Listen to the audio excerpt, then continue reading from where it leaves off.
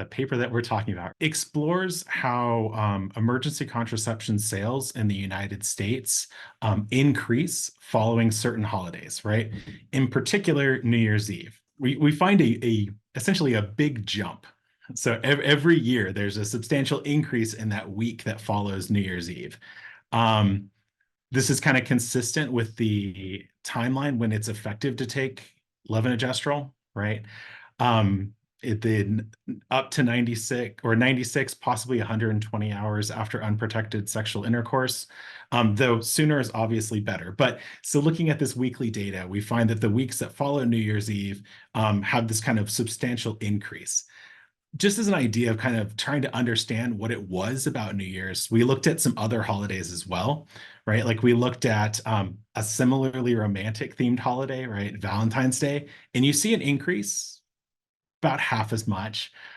We looked at holidays where lots of people are drinking, and you might expect that any sex is less likely to be protected. Those are St. Patrick's Day and the 4th of July, right? And you see an increase, but again, nowhere near as much, which kind of leads us to think that there's just something about the combination of all the factors for New Year's that leads to high levels of unprotected sex. Reports from people around the United States suggest that people have intentions or at least end up having sex following New Year's, right? Not just that, though, because of high substance consumptions, like a lot of drinking, right? Cheering in the new year, lots of drinking is normally associated with less likelihood to use contraception, or if you use it, less likely to use it correctly, right? So you might not remember to get a condom, but if you get one, you might not remember to put it on correctly.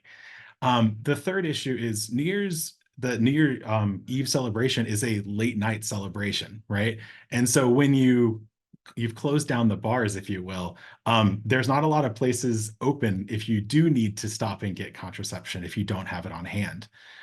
And then finally, right, the last issue is that there's relatively high rates of sexual assault reported on New Year's. And in cases like that, contraception is often less common to be used. So those are the kind of 4 factors that led us to investigate whether there was this particular kind of surge in sales following New Year's in the US. It's hard to talk about implications of reproductive rights access in the US without acknowledging the dramatic sea change that we've seen in the last year or so, right? So increasing abortion restrictions following the Dobbs v. Jackson decision in 2022, right, mean that, as we have argued in our paper, that emergency contraception is increasingly important for preventing unwanted pregnancies. So our results, kind of what we're finding here, are really consistent with, documenting substantial increases in unprotected sex during these particular holiday periods. And these are the kinds of things that kind of should draw attention to, like, how can we meet the need for contraception in these periods, right?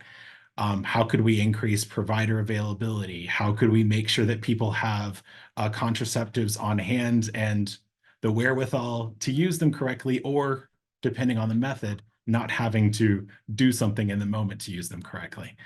So those are the kind of implications that we've kind of tried to draw attention to in our work. I think that, like, what we've tried to do in the paper, and what I kind of try to do more generally in my work, right, is think about these problems, right? Think about these situations as arising and influenced by a variety of factors, right? So we've talked a little bit here about how providers can play in, but, like, this is a story that has lots of different components, right?